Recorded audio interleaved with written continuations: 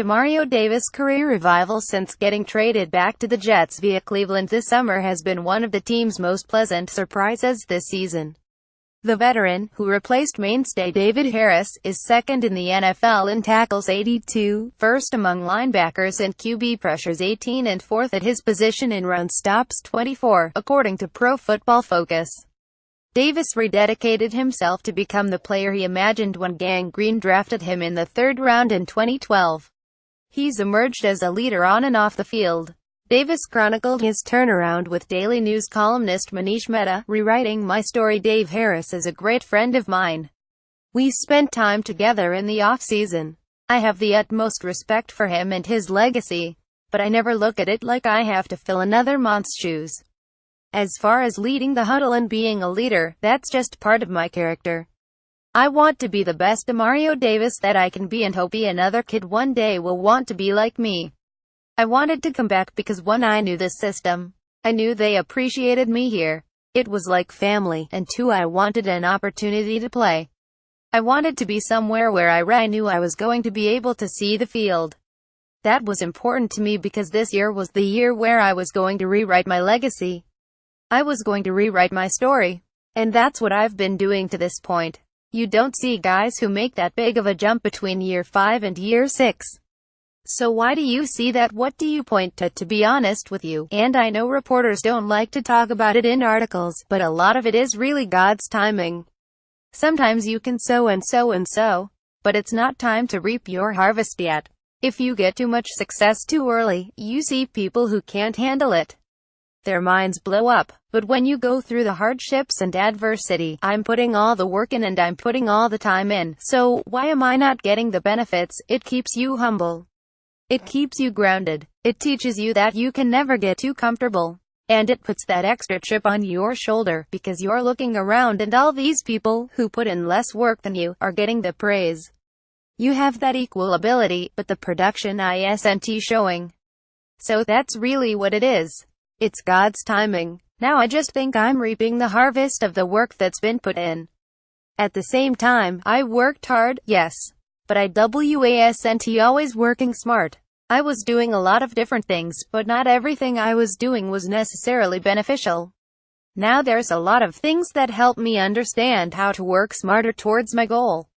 That's why I think the production has gone the way it has. Albelagit images. I'm just now scratching the surface. Early in my career, I didn't really understand the run game like I probably should have understood it. For a long time, I just played off the running back and kind of relied on my athleticism to make plays. So, I wouldn't be in the best position. I may be out of position.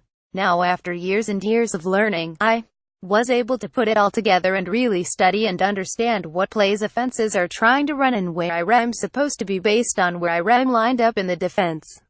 I didn't feel like I got everything out of my ability the first time I was here.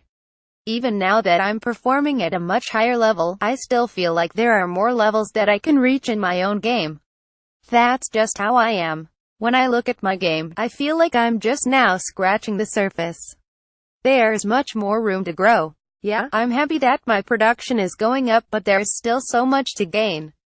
I just felt that I hadn't gotten out of my game what I wanted to get out of it up to this point. That's why coming into this season, I wanted to turn over a new leaf. This is not the player I wanted to be remembered for. I needed to take my approach and my training and everything to another level to go where I really wanted to go. Leaders are born, not made to me. A leader isn't a title or position. It's based on character. Just because you're the Mike linebacker doesn't make you a leader. Just because the coach says you're a leader doesn't make you a leader. Leaders are born, not made. There's a lot of leaders in the world, good and bad. You're going to lead people positively or you're going to lead people negatively. I know my personality. I know the way I am. I know a lot of people look to me. So, I try to lead in a positive manner. I just try to live in a positive manner. I know my actions are going to be replicated because people are ing. If I do negative things, people are going to replicate the negative things. If I show up late, it gives them a reason to show up late. If I do things positively, I like to be the first one on the field and last one to leave. Somebody's looking at that, whether it's the next man on the totem pole or the bottom man, saying, he's doing something. He's working. I'm going to replicate that. El Sagiti image is another thing I try to do, is locate the other guys with those leadership mentalities in the room. I try to merge with those guys. This team has a lot of good leaders like Josh McCown, Matt Forte, Bilal Powell, Steve McClendon, Mo Wilkerson, Leo Williams.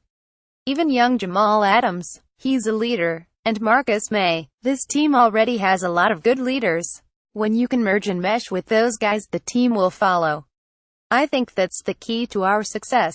Here's the thing about playing middle linebacker, it's always my responsibility.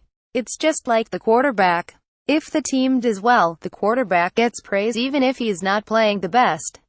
Same with the linebacker. If the team is doing well, the linebacker is going to get a lot of praise.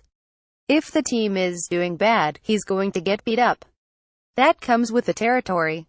I always say that the guy up front has to be the first one to get thrown under the wagon or be the sacrifice. That's part of being a leader. A leader is serving the guys around you. You can't make this up. Around week 10 last year, I went to talk to former Browns defensive coordinator Ray Horton. It was a great conversation. I had a tremendous amount of respect for him. I wasn't performing at the level that I knew I had the ability to perform at, so I pretty much asked him, what are the things that you see that can make me a better player? He let me know how good of a player I could be if I made a few small adjustments in my game. You're doing this wrong. If you make these small tweaks, you're going to see a great return for your work. And then look how everything played out for me to be back here doing it all over. You can't write that in a book. You can't make that stuff up. By far, this is the best I've ever played. It's amazing, but at the same time, I'm not shocked because I talk to God every day. I knew this was going to happen.